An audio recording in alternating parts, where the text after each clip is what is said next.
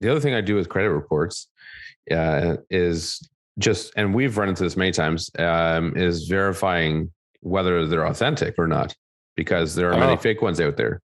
So, for the I have seen more fraudulent credit reports in the last 24 months than I have in my entire life. 100%. Well, you're running into a very competitive market and people are trying to find creative ways to get into properties. Hey, everybody. Welcome to episode 166 of KT Confidential, the real estate podcast, where we talk everything real estate for tenants, landlords, buyers, sellers. We make sure you're successful. And realtors. Yeah, sorry. I don't know how I forgot realtors. Today, we are going to be teaching landlords how to vet tenants. How are you, Ariel? I am fantastic. I've relocated here at the KT studio, so you get this beautiful barn board behind me.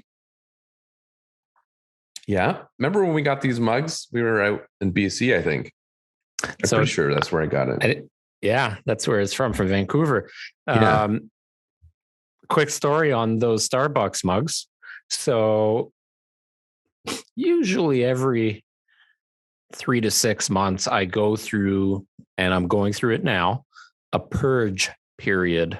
Yeah. So I start getting antsy and picking doors or drawers and closets and certain storage areas. And I just start pulling things out and I put them into keep, sell, donate piles, right? I think people should do this on a regular basis. I agree. Yeah. We're pretty, I'm not. Alicia's really good at doing that. So we ordered some new dishes, or we bought some new dishes. And nice. I've been thinking about that. New dishes came in. Well, this was a few months ago now. Okay. So the new dishes came in and we open up the top cabinets. And of course, there's not enough storage space, right? Doesn't matter how big your kitchen is or how small. You never have enough storage space in your kitchen. And mostly because people don't do the keep, sell, donate stuff on a often enough basis. That, but also, and this is something for homeowners and buyers, the custom organizers, the stuff that comes from the builder, your typical builder is garbage, right? It's the same as a closet. Such a poor use of the space. So you can triple the capacity with the right storage solution. So the story goes, we had a whole bunch of mugs that we've accumulated over the years. You get a lot of mugs as gifts, or, sometimes flowers get delivered in a mug, or chocolates, or especially around Valentine's Day, or you buy one that says, greatest mom ever or whatever. Although, some of the sentimental ones you want to keep. But the premise of purging that cabinet was to get rid of all the old dishes. We didn't want them anymore. They're old. Define how old were they? Oh, they were old. I bought them when I bought my first house. So 15 years old. 15 years old, yeah.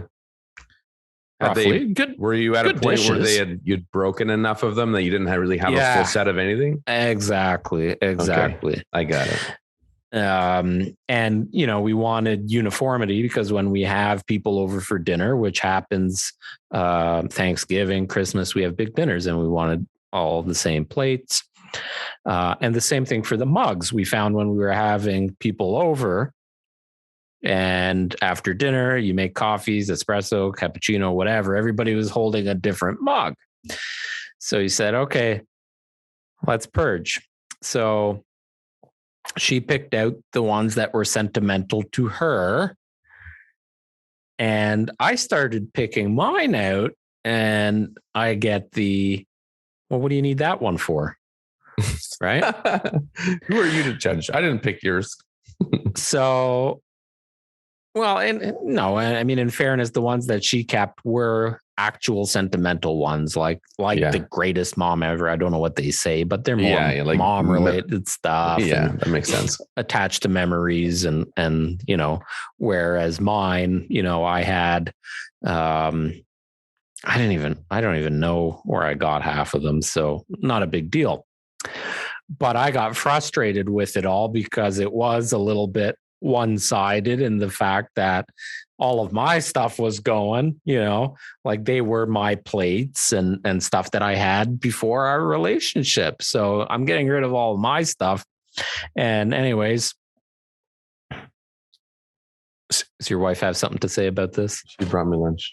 I've already eaten though, but that was very nice of you. It's only. I know. I was really quick. Good luck. Thank you. Can she deliver it here? Because I'm really hungry. It was very thoughtful of her. I'll eat it in a bit. Maybe if we talk about it, I might get hungry. It's a turkey sandwich on nice bread with avocados and a little bit of mayonnaise and an orange. Very nice. Yeah, it smells yummy.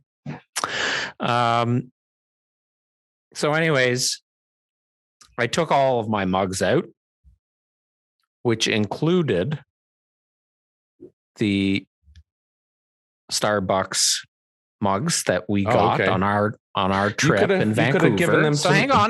Let me finish the story. Okay. Let me finish the story. So I specifically said I'd like to keep this one. This is the one Adrian and I got on our trip to Vancouver. It's not a cheap mug, though. I think they were like $25 or something like that. Yeah. I'm going to keep that one. She said, okay, fine. Well, somehow it got mixed up into the donate pile. So I ended up donating it. Oh, no. And I don't have it anymore. That's disappointing. Not a great story. I just feel. I think of you every time I drink it. Well, thanks. Drink from it. But just quickly on that too is it's actually really nice to drink a particular beverage out of a nice glass, whether it's wine out of a nice wine glass, which I'm a big fan of, or coffee or tea tea specifically out of a nice mug. Like Alicia inherited some really nice, I don't know if they're like real fine china type of stuff. And, hang on. We did, when we started the episode, by the way, episode 166 of KT Confidential, the real estate podcast. Today, we are going to be teaching landlords how to vet tenants. Yes. Sorry. So if you've listened this far, God bless you, because we've just been rambling about nothing and you had no idea what we were actually talking about today. So today we will be discussing how to vet a tenant, telling you our secrets. Note to our editor, Joe, when you're editing this, maybe take that clip and put it in the very beginning and then proceed back to the beginning again so people know what the hell we're talking about. Yeah. We can move on from the mugs. But yeah, she inherited some very nice fine china, and they're very delicate, nice mugs. And it's a different experience when you're drinking out of something like that. I'm extremely particular. While I have a bit of that kind of OCD eccentric behavior with a lot of things, as you know. But one of the things is the type of glass that I drink from. I've always had that kind of idiosyncrasy in my habits of drinking, whether it's beer or water. Like water, as a matter of fact, is one of the things I scrutinize the most as to what I'm drinking it from. Right. But I don't know. Everybody has their quirks. I'll drink water right out of the tap. I know you do that, and it grosses me out. Anyways, all right. Episode 166. Let's get to it. We're going to give you some tips, some tricks, some insights as to if you're a landlord, and just to validate the information we're going to provide.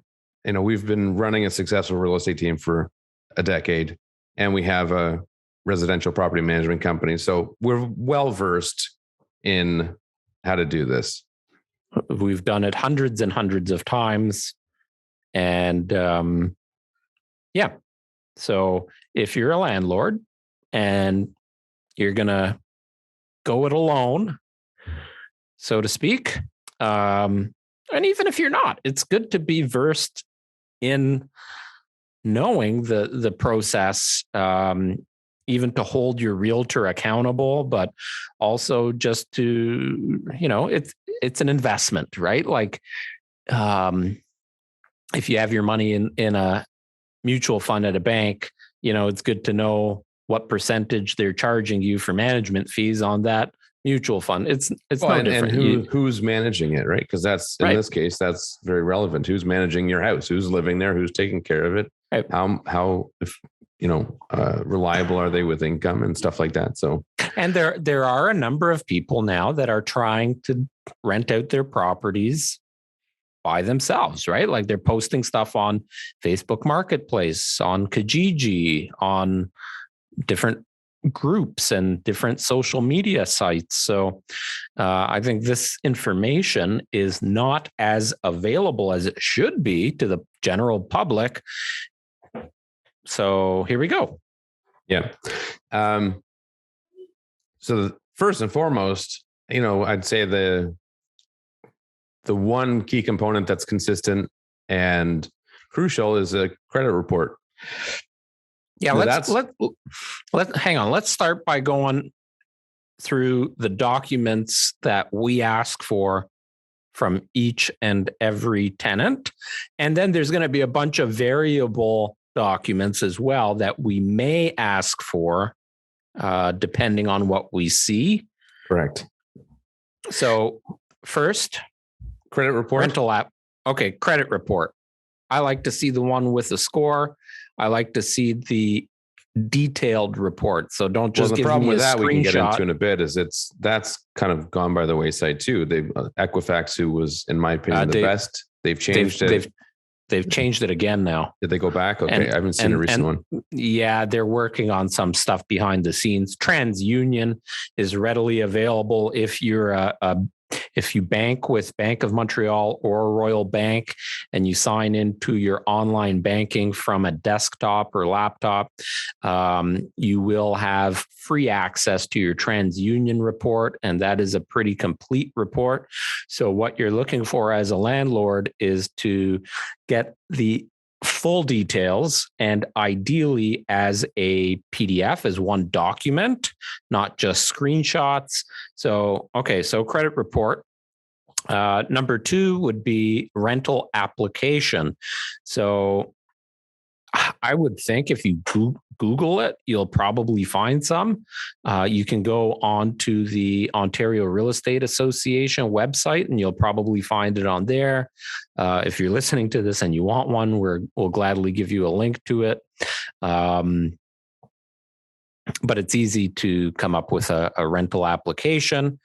And that's going to give you a snapshot of who's applying. Who's living there. We'll dig into it as to what information you want to see on there and what you're going to do with that. Number 3, we always like to see a job letter.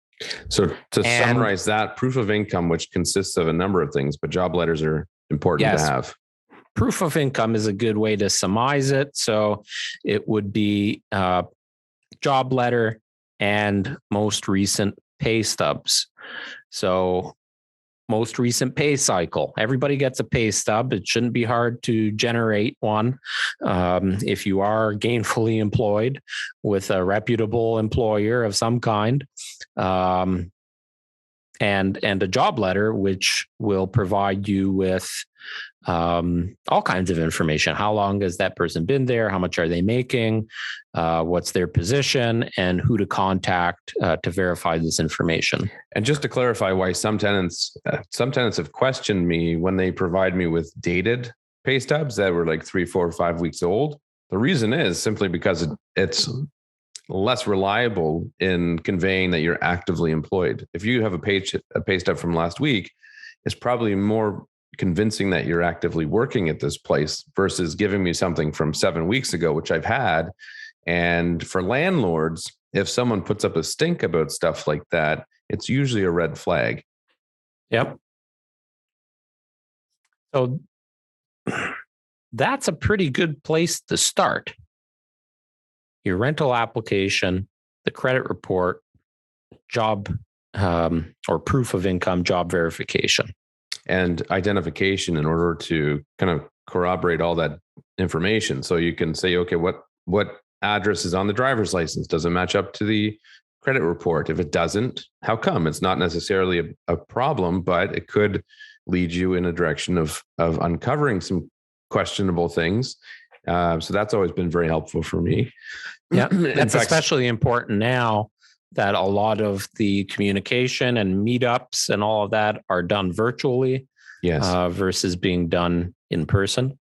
Well, I've had instances where the driver's license, because people don't always update it. So, driver's license was 2 addresses old. So it's not even where they were currently living. And I looked up the address of the place that was on the license. I found the previous listing. I contacted the real estate agent that represented, the real estate agent that represented the landlord in that instance, who has no hidden agenda or bias towards whether or not we take them on as new tenants, because it's not like they're leaving there. And I was able to get, kind of candid feedback on them, which was very helpful. So let's get into the, usually the first document is the rental application. So on the rental application, it will typically require, here's the information that you need.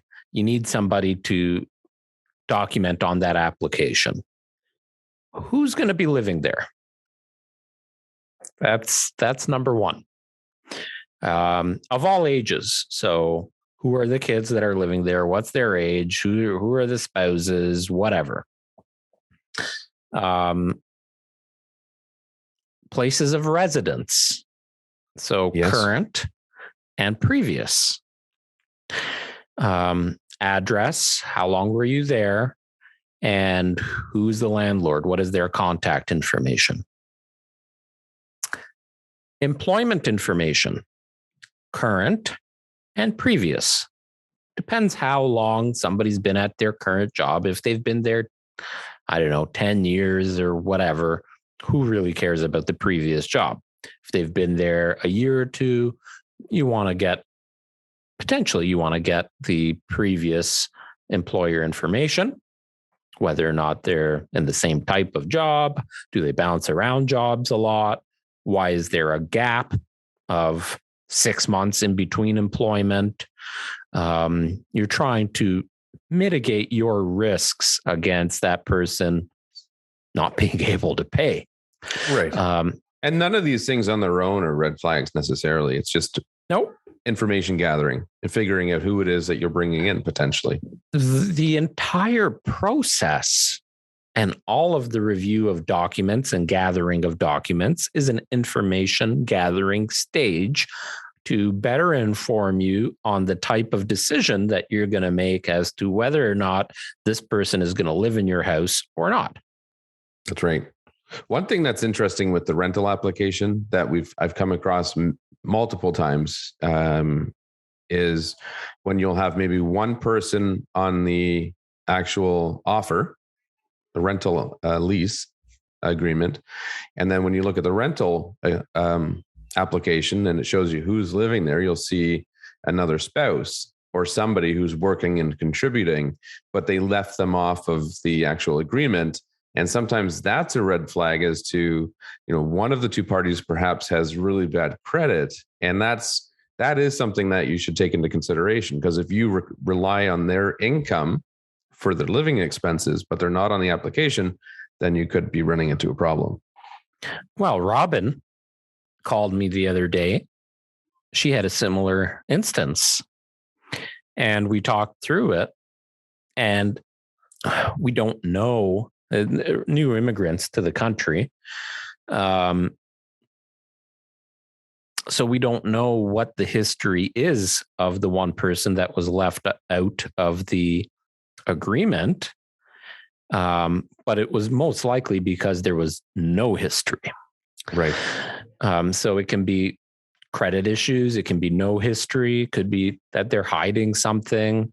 You don't know. And here's a pro tip. We always talked about and we preach the process of interviewing the tenant. So before you sign off on the agreement, or if the agreement is conditional, before you waive that condition, pardon me, shame on me today. So before you do that, or when you do that interview stage with that potential tenant, is reconfirming who is going to be living there. Because when you're face to face, whether it's virtual or in person, if you say, okay, Bob, it's going to be you and Sylvia living in the property, is there anybody else that will be living there? And if you do that, oftentimes it'll catch people off guard, and they'll say, oh, well, my 14-year-old son from a previous marriage will be living with us during the summers. So oftentimes you can get information by just reconfirming things during that interview stage. So yeah, it's a way to validate their information, because I've caught people in lies before. All the time. Very common, because if someone's having a hard time getting a rental and they keep losing out on applications, they might start to adjust their application to look more appealing. And if you call them out on it in person or virtually, it's easy to lie on paper, but not many people have the skill to do it live. Yeah. Well, and you can get a better sense, like if they stumble, exactly, or if you're just getting a bad gut feeling, right? Like you're the landlord. You are the one, as a landlord, you are the one that is responsible for all the bills, right? Like at the end of the day, you're responsible for paying that mortgage, the property taxes, the upkeep, the maintenance. Some of the utilities potentially will fall back on you. So this is how you protect your asset. Do you want this person living in your home? Now, we have chatted about references in the past, and you and I have had different opinions or different. I've changed my opinion on it. Okay. So what is as of right now, 2022, what is your opinion on references? I'll give you mine, and they might be different. So, yes, I'm bracing everybody here that's listening. Okay. We do have many standard protocols throughout all of our processes on our team and in KT Property Management. References is where there is a gray area.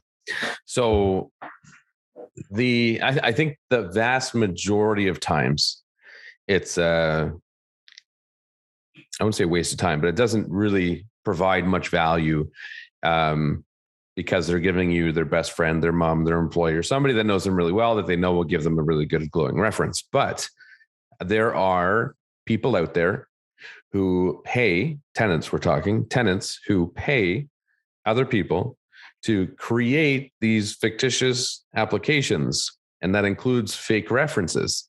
And those fake references are usually really easy to catch if you call them, because they're usually not prepared. Most people don't call references. They don't really know every fine detail of the application, so you can usually catch them in a lie. And because of that, even though that's 1 in 100, maybe more than that, but I'm exaggerating a little bit, it's definitely not the majority of times. It's still worth making those phone calls, because occasionally you will catch somebody. So the process over the years has changed. And to your point, there are so many ways to forge rental applications. And I'm talking about everything: the credit report, the job letter. I know someone that's done it. Yeah. The job letters, the Paystubs, like everything can be forged. It can be all fake. Bank statements, everything. So sometimes if you don't dig in enough, you will be the victim of fraud Yeah. And let me tell you, these people are professional renters. They will live in your home for a year or two or however long. Usually they're on a shorter, they bounce around from home to home, but a year plus, year and a half, just long enough that you won't be able to properly evict them because they know the rules and the process and how long things take. Yeah. So they'll give you everything that you're looking for and it'll all look rosy, but then they move in and they'll give you the first and last month payment and maybe another month to keep you hanging in there. And that's it. Then they just stop paying and they destroy the house. And that's the type of stuff you're trying to avoid. So references 10 years ago that you would get were more than likely, I would say 90% of the time, they were true references. Yeah. However, to your point, it's a cousin, right? Cousin is going to give glowing reviews. So that's who you put down as a reference. So me as a landlord calling the cousin, hey, how's Bob? And how long have you known him? And, is he going to be a good tenant? Was he whatever? They're going, right. Bob's amazing. I would let him move into my house, but I don't have the space, whatever. Right.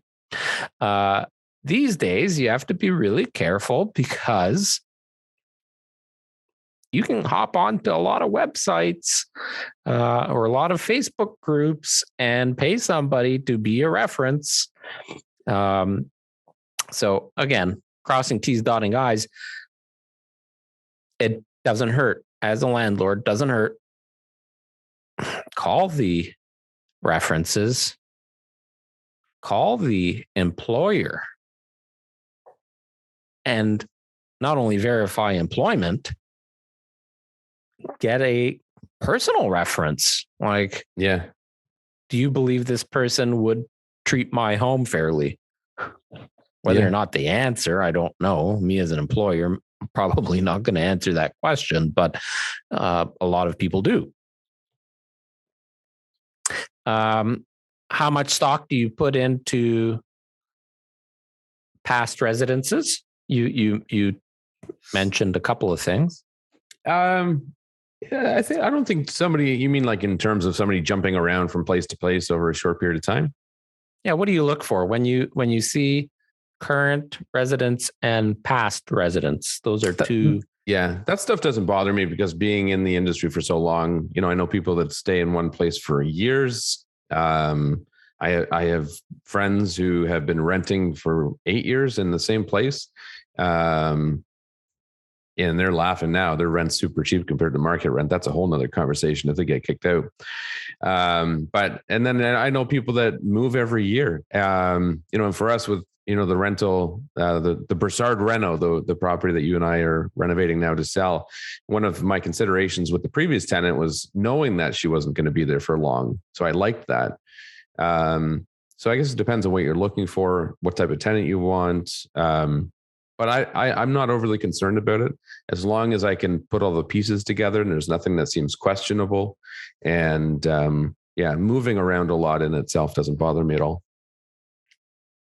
Pro tip, Google the addresses. Yeah.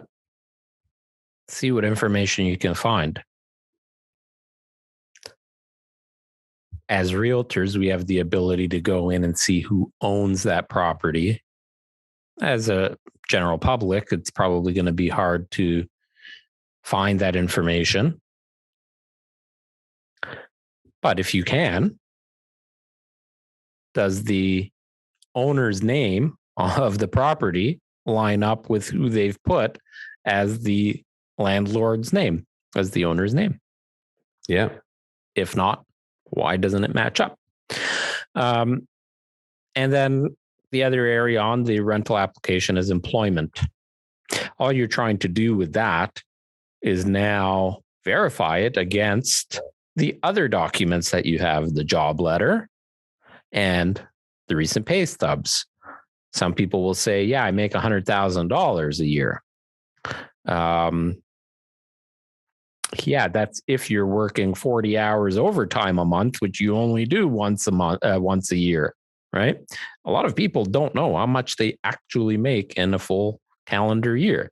And for many people now, especially through the pandemic, those incomes have fluctuated quite a bit. They've changed. Yeah. And then you have the people way that in which work, people get paid. right. Then you have people that work, salary plus commission, or you have people that make tips, cash tips, things of that nature. So you want to get, again, as much information as you can when it comes to that. So just to elaborate on that, because and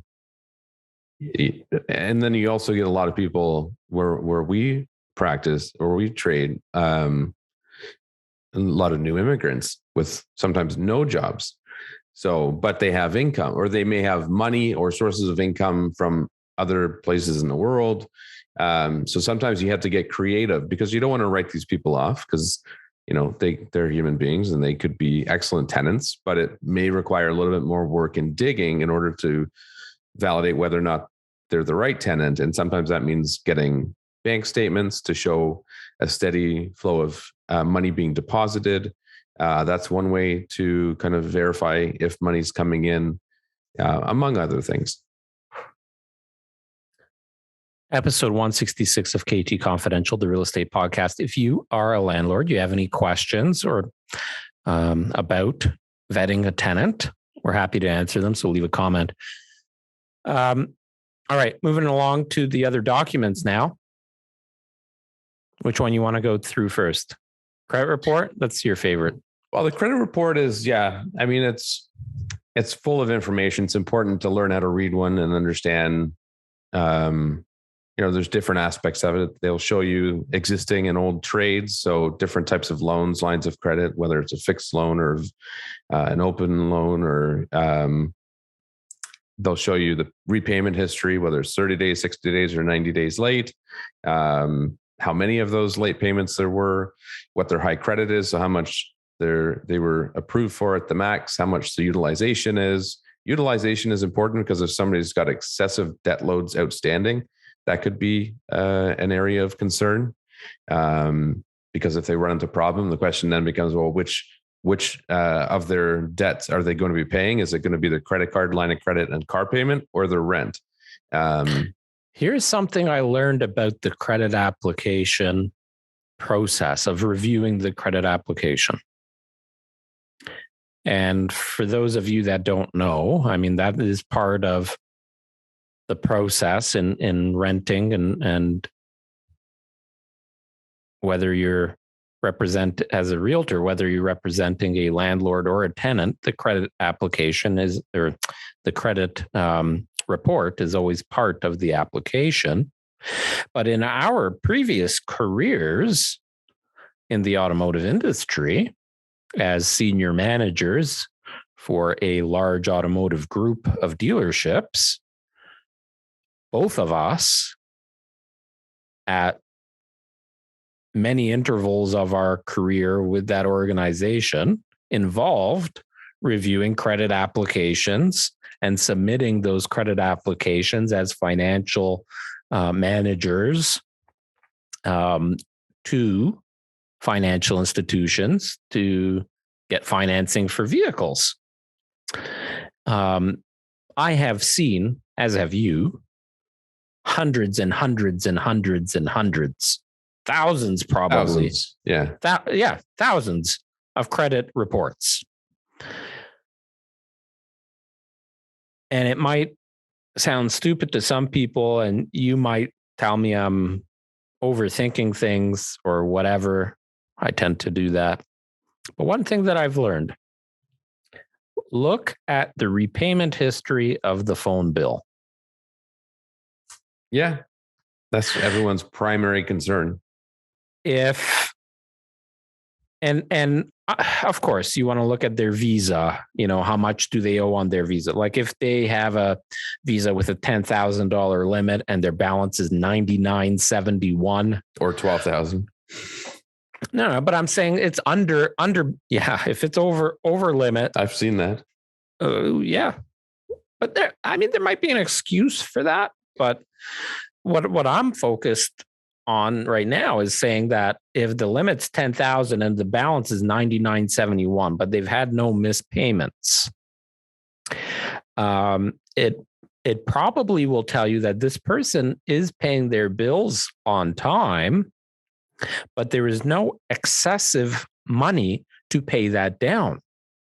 So if they are currently renting at a monthly cost of $2,000 and the place that they're trying to rent from you is $2,500, you'll want to look into where's that extra $500 a month coming from, because they can't even pay down their $10,000 credit card an extra $500 a month to pay it off in a year or two, right?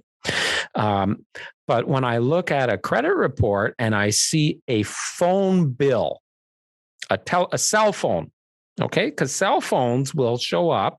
Most cell phone providers it'll show up in the credit report. It doesn't necessarily affect the score. A lot of them, they do not affect the score, but it'll show up in the detailed report. And whether it does or it doesn't affect the score, if somebody cannot pay their cell phone bill on time and keep the balance to a zero, if you cannot pay your cell phone bill in full every month, you are struggling to keep up with your bills every month. Yes. Well, and cell phones and you think of the things in priority sequence, right? What would they be more concerned about losing? And cell phone is their primary means of communication. So that's definitely high on the list. Car would probably come somewhere next, because they know that the repo man's could show up and take it off the driveway. House is different because it's hard to get kicked out of a house. Yeah. Well, and until recently, like now, there is a service for landlords that you can go and become a member, and there's different levels of membership, but you can actually report now as a landlord to the credit bureau, whereas you could not before. So a lot of tenants will be providing you credit reports that don't have any history to go by on their past residences if they were tenants in the past. But why I say cell phone bill is, for most people, a cell phone bill every month is $100 or $200 max, right? A lot of them are 70, 80, $100 a month. If you are not diligent on paying your cell phone bill, how much priority are you putting into good credit, paying people on time? And then you look at the balance. So if it's been consecutive, so let's say 2 times 30 days late, and the balance is $700, you just don't give a shit. Right? Yeah. So you got to look for those kind of, little details, little things, and even ask, if you're still considering this person as a tenant, ask them, I see that you've had a couple of months where you haven't paid your TELUS bill on time. What's going on? I think it's important to do that because there could be legitimate reasons things happen. Oh, sure. Especially now during the pandemic, there could be legitimate reasons. Yeah, exactly. And we haven't even really seen the effects of that yet. I mean, maybe now we will start to. Why during 2020 were you unemployed for 3 months and behind on bills? Well, so sometimes there are stories behind it. I never immediately, I shouldn't say never. I don't usually immediately write people off. I'll usually dig in a little bit to see if there's something to work with, because I recognize that it's very challenging. It's a very competitive market. And we have taken on tenants that other people may have passed on because we dug in, we put in the effort, and we saw something there that somebody else didn't. So it's not always about perfect income, lots of money in the bank, and perfect credit, because a lot of those people own houses. Hey, life happens, man. Yeah. People can, I've taken on a tenant before on behalf of a landlord. So the landlord hired us to vet the proper tenant. And this person's credit was actually really bad, really, really bad. And immediately, you look at it on paper and you say, oh, next. But when we dug in, the person was going through chemotherapy and had struggles in health and struggles in income because of the health issues and all of that. But that was a while ago. Right. And that person is now back up and running and healthy and working and, feeling great and trying to reestablish life again during that hiccup in their lives. So, sometimes there's a story. Everybody is a human and can have blips and screw up every once in a while. But again, you're going through an information gathering session where you as a landlord with whatever it is, $500,000, $1 million on the line, you're trying to find the best person that you can. Yeah, that's right. The other thing I do with credit reports is just, and we've run into this many times, is verifying whether they're authentic or not, because there are many fake ones out there. So, for the I have seen more fraudulent credit reports in the last 24 months than I have in my entire life. 100%. Well, you're running into a very competitive market and people are trying to find creative ways to get into properties. So if you're not, as a landlord, if you're the one trying to vet the tenants and you're not super familiar with reports, I would highly recommend, even if you are, I would highly recommend doing it, but pulling your own credit report. There are lots of ways to do it. There's one company I've used a few times that I've grown a bit fond of. I think they're called Single Key. Yes. And you can actually get the tenant to pay for it if you want, or you can run it yourself with their permission. But basically you sign up, you send, put in their email address. It will send them an email. They can click log in. It will run the report after they've approved it. It goes directly to you. They pull the information from Equifax. And I guess Equifax has like tiers in terms of quantity of information that they'll provide based on how much you pay. And they pull from the top tier that gives you full access. And they also do neat things where it pulls information about their social media accounts. And it's been pretty accurate in locating the tenants on social. It gives you their profile name. So if it's not a private account, you can go on and see kind of what they're posting, which gives you a bit more personal insight into who they are. We could probably go on and talk about this whole topic for hours because there's just so many things that you could do, such as creeping them on social media and Googling them to see what information you find, LinkedIn, but don't be fooled. It's easy to create a fake LinkedIn profile. It's easy to make somebody see something that really isn't there. So you have to be careful because it's easy to be fooled these days. You talked about the fake credit reports, and I think the biggest tip is getting your own credit report from the same reporting agency so you can compare. Here's what a real one looks like, and cross-reference it. And just so what you're saying is running your own in your name, right? Yes. Yes. Yeah, why not? You should be running your own report at least a few times a year anyway to check up on your credit health. So spend the $25 or go through the process and get a report on you so you know that this is a true report and this is what a report from this reporting agency should actually look like. But hey, maybe the tenant that you're giving a hard time to with the $650 32 credit score. Has a better score than you. Precisely.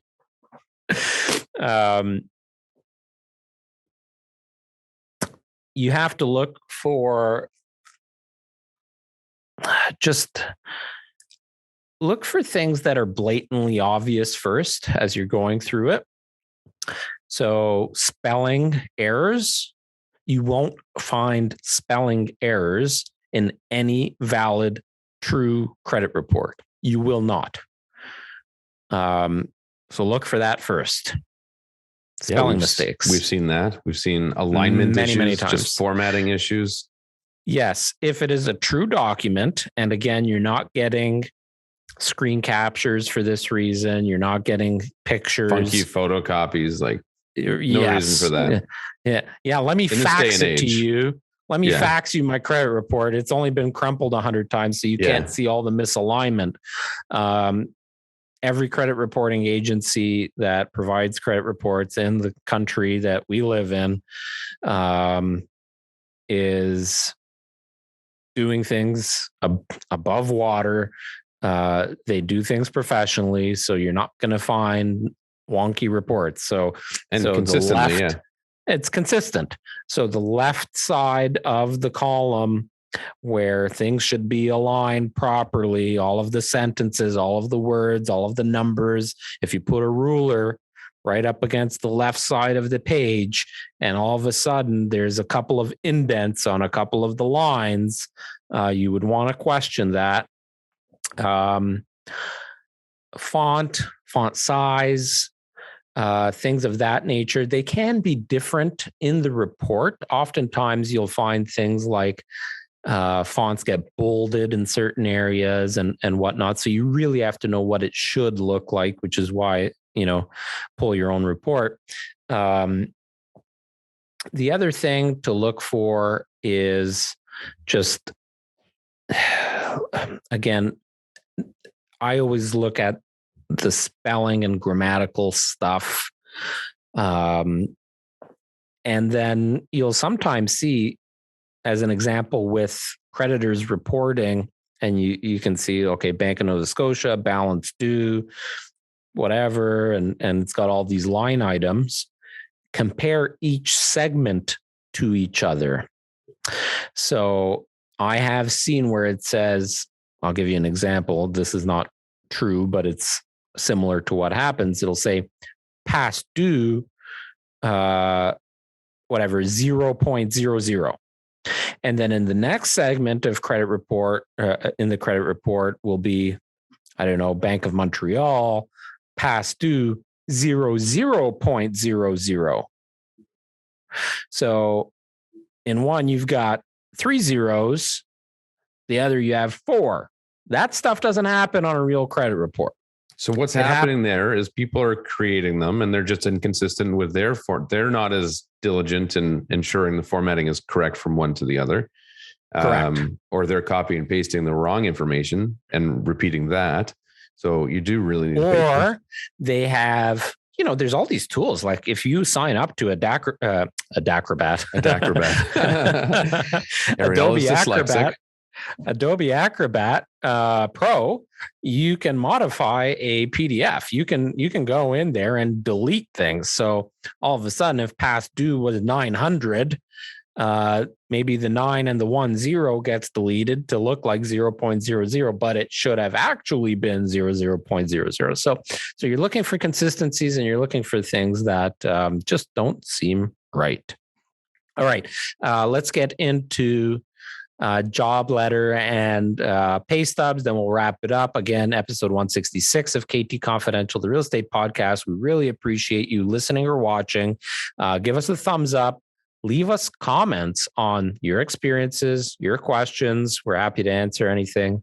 Well, I assume that the majority of listeners right now are either aspiring to become landlords or they are landlords. And for if you've listened to this far, you are probably in one of those two categories. So for those of you who are landlords, I'd like to hear your stories of your experiences with tenants and as it pertains to this whole process of vetting them, and let us know how you caught people or what you look for.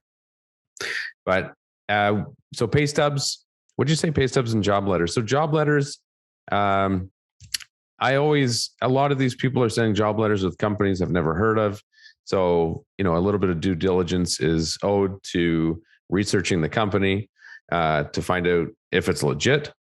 I always look at, who signed off on the letter. And actually, one interesting one I had, there was a tenant we approved. I can't remember which property it was. It was not long ago, and it was a very questionable application because he was moving from out of the country. He had income from like 5 different countries. He traveled a lot. There's a lot of inconsistencies in his pay, but I personally knew the person that signed his job letter. So I called them, and that was my deal that you took over while I was away. Right. Yeah. So I personally knew the person that signed his job letter. So I gave her a call. We had a nice chat, and that was very helpful. But to the other side of the exact opposite side of the equation is sometimes you have never heard of these people or the company. So you have to do your due diligence and research them. I have had a job letter before, and I don't remember the specifics, but literally it looked like it was typed on a typewriter. Yeah. And it was, let's say, Bob's Automotive 123 ABC. And it was so poorly written and said, Joe works for me. He makes $80,000 per year. Bob. That's it. Yeah. Okay. And sometimes when you do your due diligence, like if I drive over to Bob's Automotive ABC 123, it actually is legit. You walk in and you're like, "Are you Bob? Yeah. Did you sign this letter? Yeah." Sometimes you'll know. This explains a lot. Right. Or, so yeah. Okay. I don't need anything else. Have a good day, Bob. Yeah. Yeah. Different industries, like, and different types of people are, operate different ways. If you're employed with Amazon, you're getting a nice job letter. I've seen many of them from Amazon. They're written well. They're on company letterhead. You know exactly who to call. You know how to verify it. When you call in, you can get a proper verification. There's pay stubs that line up and match everything identically.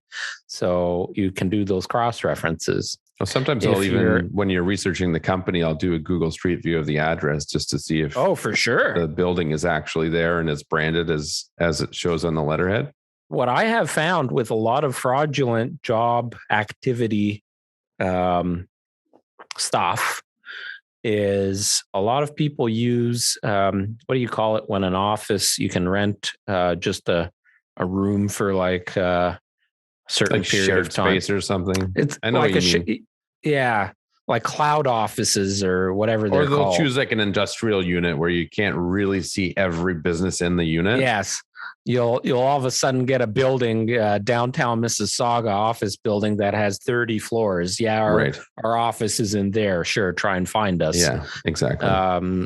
So you'll get that kind of stuff if it's fraudulent, but you definitely want to reach out and verify employment based on that job letter, and do your due diligence on who signed that job letter. Like Google that person, Facebook that person. Is this potentially the person that is this real? Right. And again, be careful on LinkedIn because it's easy to create a fake accounts. Well, I wouldn't add much value to a LinkedIn account that wasn't overly active. Yeah, although as a percentage of the population, Adrian, like how active, like we have staff on our team that their LinkedIn literally has 3 words in it. So, true. Well, we need that. So that should schedule a meeting on that. Yeah. I know you had a couple of good posts recently, but even me, it's not the first thing I do every morning. So you want to verify that that company is in existence, that person signing off on that letter is the person actually employed by that company as well. And that, you're not just calling his cousin, calling that person's cousin. And even though it's on letterhead of the same company, instead of them making 40,000 a year, I'm confirming now they're making 80. Right. Things like that happen. Well, that falls same as a reference. I treat it very similarly. Yep. I actually have a habit, depending on again, if the tenant is a blue collar worker, working for a small plumbing company, a family mom and pop run plumbing company, or a pop run family plumbing company that's been around for 20 years, are they even getting a pay stub? Who knows? Is it, chicken scratch on a memo pad? Here you go. Right. Here's your check, or I don't know. Yeah. Or here's cash. Yeah. There's lots of that. So that's why you got to be open-minded, do your due diligence, because those people deserve a chance too. And it's very challenging for them. I've represented many of them, and we have to get creative with how much information we provide to sell a landlord on them as tenants. But sometimes they're the best option. If you are confirming employment with a company that actually has a receptionist, so here's a pro tip. Let's say it's Amazon. Okay. So the job letter is Amazon, and Bob signs the job letter as being the controller. Well, Amazon actually has multiple controllers and things like that. So you got to be careful what I say here, but call the receptionist and ask for that person. So don't just call the number that's in the job letter. Feel free to contact me at. Yeah, you got to verify their position actually, that they work there too. Not only now are you trying to verify the tenant is legit, but you're trying to verify the references are legit. Exactly. All right. Do you have anything else to add in terms of verifying job letter before I move into? No, I think that's good. That's good. Okay. Paystubs, real quick. Get out your calculator. Add up all the numbers. Do they match? That's the first thing. Because on fraudulent ones, the people creating them, often their math sucks. And what you see in net pay and gross pay, when you total it all up, they won't all coincide. They won't all match up. So first thing you do, and very similar to a credit report, you want to make sure that things are spelled correctly, that the alignment is correct, but definitely check the numbers. That's exactly what I would say. Verify that their declared annual income makes sense based on how much their current pay stub is. Make sure the math adds up. Make sure the formatting is right. Make sure that one pay stub is consistent to the next. Make sure the pay periods are consistent. That's a big one. You hit one right there. Pro tip. If you have multiple, well, first of all, get multiple. You need multiple. Yeah. Like at least two. Minimum two, and back to back.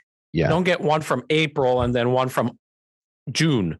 You want, or beginning of May and beginning of June or whatever. You want back to back consecutive pay stubs. And then again, do the math. Did the incremental values all increase as they were supposed to?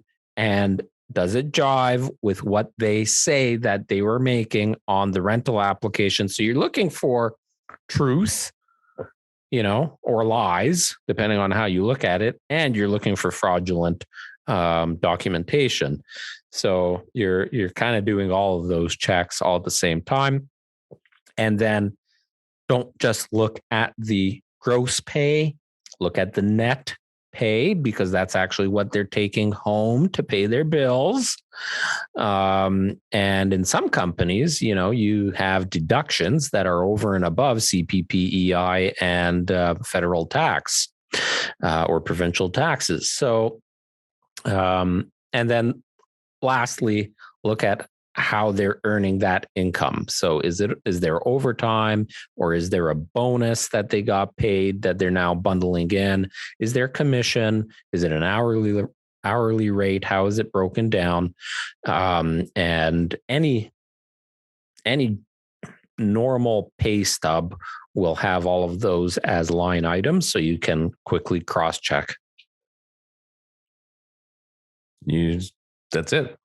I'm all out. I'm all out too. I haven't eaten anything today, so my brain is not at capacity. Can I have your turkey sandwich? It looks good. I didn't throw it in the Ziploc bag episode to save it. 166. Thanks for listening. Thanks for watching. Tuning in. And leave those comments. We want to hear from you on this one. This is a good one. Episode 166 wrapping up. Bye for now.